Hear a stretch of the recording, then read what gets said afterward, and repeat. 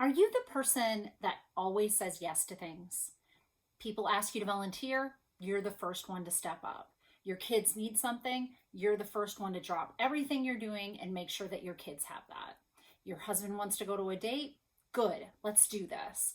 Or maybe it's a friend asking you for a coffee date and you just can't say no because you haven't seen this friend in a long time. And yet, the weight of all these yeses and how busy that you're becoming is overwhelming. You are struggling just to keep above water. And to add insult to injury, you're also the person that everybody else is looking at and saying, isn't she amazing? She volunteers. She's such a great mom. She's such a great wife. She's such a great friend. How does she keep all of that together? And yet on the inside, you're like, no, I'm barely keeping it together. But you don't know how to be vulnerable and talk about that? Hi, I'm Dr. Natalie Marr. I'm a clinical psychologist and a life transition expert. And for thousands of hours, I've sat across the couch from people just like yourself, women that always say yes, that burden themselves with most of the work of home while also balancing out careers, women that hold themselves to very, very high standards, and women who don't really think they need help, or maybe it's more that they have some shame and guilt around needing that help. They don't want to ask for it because then they burst the bubble that everybody thinks that they're this competent, wonderful person, right? I think that one of the ways that we perpetuate this ourselves, like we are struggling and we are participating in our own struggle, is by keeping ourselves busy. And this is a very unique little trick that actually couples well with worry or anxiety.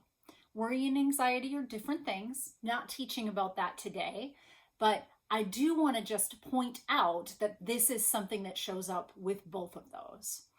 It's a compensatory behavior. That's what we call it clinically.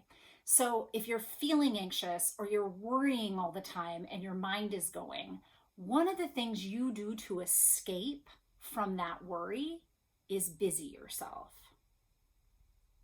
Sit with that a second. I know that sounds odd, and I also know that it's true.